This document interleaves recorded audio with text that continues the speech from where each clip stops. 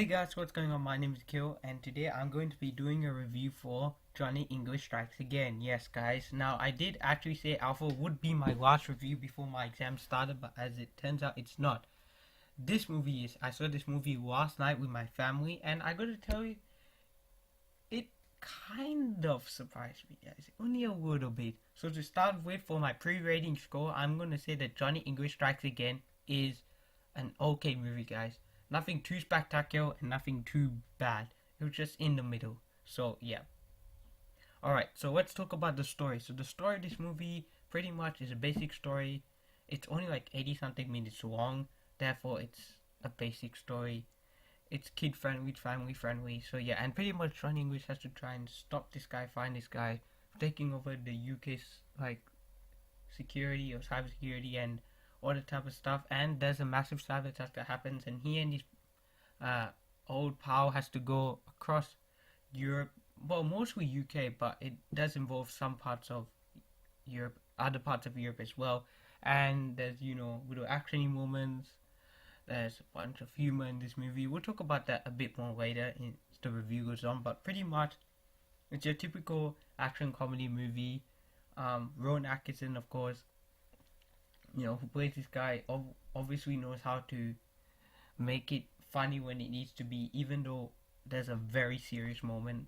But mainly, this movie is enjoyable for little kids. You could definitely tell that some parts it was aimed at little kids. Like the writing's sloppy sometimes, but to be fair, it's a Rowan Atkinson movie, so what did you expect? And it's John English, so yeah. But it is a simple story. The story, I'm not going to give anything away because there isn't much to spoil. Just go have fun with it. If you've seen the trailers, you probably already know. Emma Thompson's of course in this.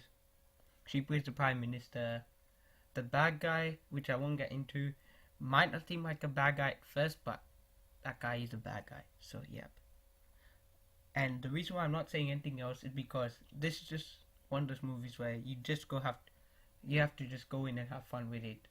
So yeah, because rather than just me telling you every single joke that happened in this movie, which I can't remember everything off the top of my head, it's not gonna be good. So what I'm trying to say, guys, is that this movie, there's nothing really much to spoil except for the villain part, but just go have fun with it. It has some weird moments, but that's all there is to it. So yeah, so first up, let's talk about the positives. So the first positive, well, not first up, but let's just talk about the positives. So first up was the comedy. The comedy of this movie was fine for some parts, and then there were parts that I was like, okay, this is actually much better than I thought it would be. The humor saved this movie. This could have just been a lazy, sloppy, badly written film, but it turned out that the movie itself was, funny. It was funny when it needed to be funny, and that's all this movie was aimed to be. It was just meant to be funny. It wasn't meant to be serious, just funny. Yep. Alright, next up, Rowan Atkinson. Yes, Rowan Atkinson in this movie was really, really good as this character. You can definitely tell he is committed to playing this character. He still looks the same as he was in the second film. I actually never saw the first one. I saw the second film in theaters when it came out. I was like, 11 years old? And now I'm like 18 years old watching the third film. Yeah, I've kind of grown up with this franchise. And it's weird that I say that because this is one of the rare franchises that is just no one really talks about. But now I actually kind of recommend it because it is funny. Just go in, have a laugh, watch all three films with your friends and family. I'm sure you'll enjoy it. It's not meant to be like really serious and dark and mature and all that, but it's just funny. It's a family movie, so yeah, have fun with it. And of course, there was funny action. Yes, there was some funny, dumb, stupid action. I wouldn't say smart action, but I was like, oh, nice, yes, good job. Yep, that was cool. But the action was funny. Like, there's a difference between the humor. What I'm trying to say, guys, is that there's a difference between humor and humorous action.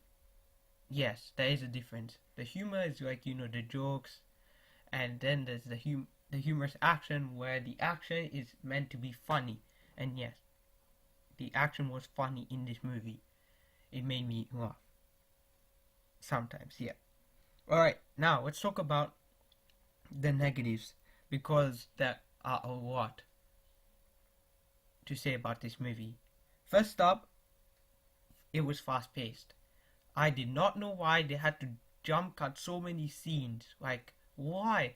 I get that this movie's aimed for kids, but could you at least make it like over 90 minutes, not under? This movie was short, and I did not want it to be that short. Yes, it's a PG movie. Yes, it's a kids movie. It's for families, but it's not animated. So why did you have to make it short? I don't know. But anyway, it's a Rowan Atkinson, Mr. Bean style movie. And speaking of Mr. Bean, we'll get to that shortly too, which comes under the negatives, which might annoy a lot of people, and it kind of annoyed me, but still, it was definitely fast paced. Alright, next up. Not that good acting. To be fair, this movie, you're not supposed to pay attention to the acting. There were times the acting did stick out. But overall, it was just Rowan Atkinson, Emma Thompson sometimes, but the villain and the girl, well, she's not really the girl in this movie, that he kind of likes. You could tell some parts they were like, okay, yeah, sure, why not? But overall, the acting wasn't that good in this movie, guys. And you're not supposed to take the acting seriously.